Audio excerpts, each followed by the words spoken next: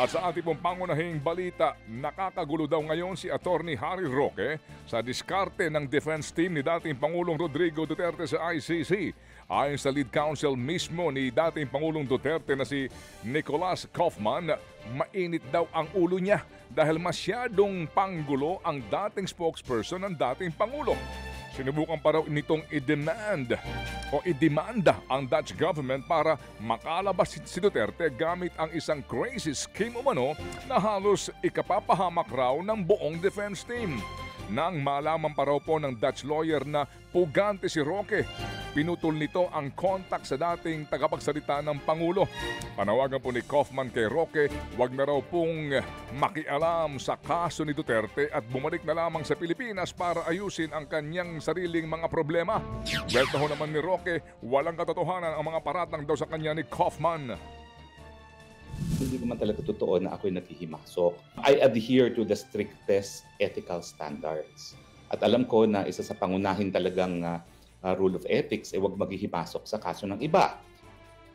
Yan po ang tinig ni Attorney Harry Roque. Samantala, paiimbestigahan naman ng Senate Committee on Games and Amusement sa susunod na linggo ang mga perwisyo daw na idinudulot ng online gambling sa bansa. Ayon po sa chairman ng komite na si Senator Erwin Tulfo, dapat nang mahinto ang talamak na online sugal sa Pilipinas. Marami daw nalululong at nasisirang pamilya at kinabukasan dito. Plano niyang ipatawag sa hearing ang Department of Finance at mga grupo ng mga magulang, estudyante, paaralan at simbahan para malaman ang posisyon sa online gambling. Dismayado naman ang ibang senador dahil sa hindi pagbanggit ng Pangulong Bongbong Marcos Jr. sa online gambling sa kanyang sona. Ayon kay Senator Mig Zubiri, gambling capital na ng Asia ang Pilipinas. Naniniwala naman si Senator Risa Ontiveros na hindi rin nakatulong sa pagsugpo sa online sugal ang hindi pagbanggit ng presidente sa SONA.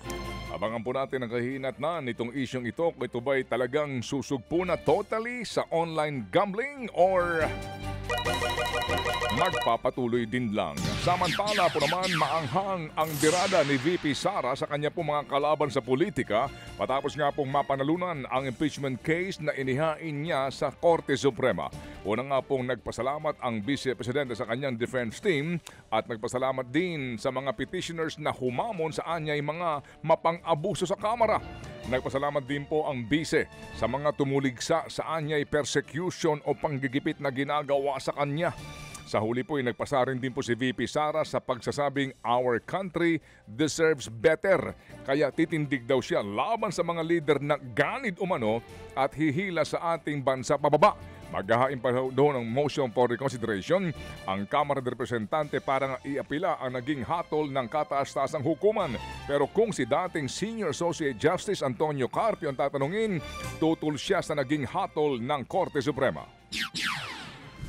Finding of the Supreme Court in their decision that there was no plenary approval of the fourth complaint is totally wrong because that is not what the records of the House show.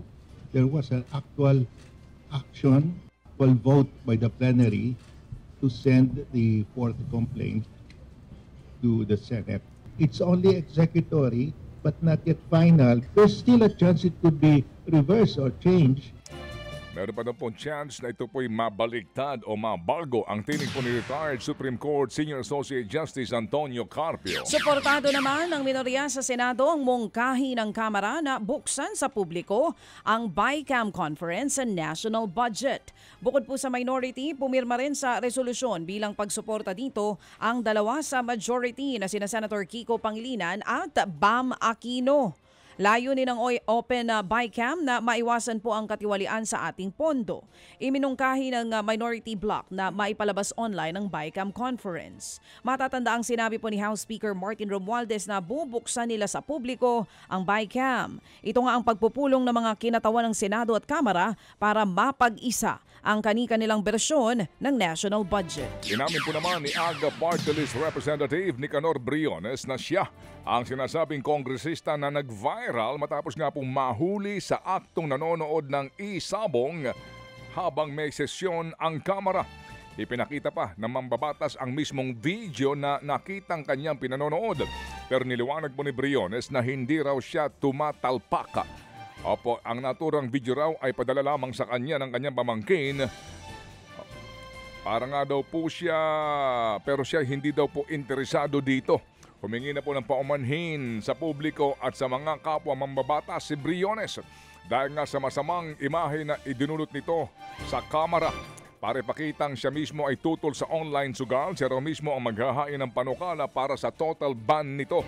Tingin po ni Briones may gusto lamang sumabutahe sa kanya. Pero ika niya, kanya pong pinapatawad na ang sinumang pong kumuha ng video at nagpakalat nito. Kaya ako humarap sa inyo, ayaw kong mandamay ang Kongreso. Nahihiya ako sa aking mga kasama sa Kongreso. At kung meron man tayong ika nga hindi nagandahan, humingi tayo ng pasensya. Yan po ang tinig ni AGA Party List Representative Nicanor Briones.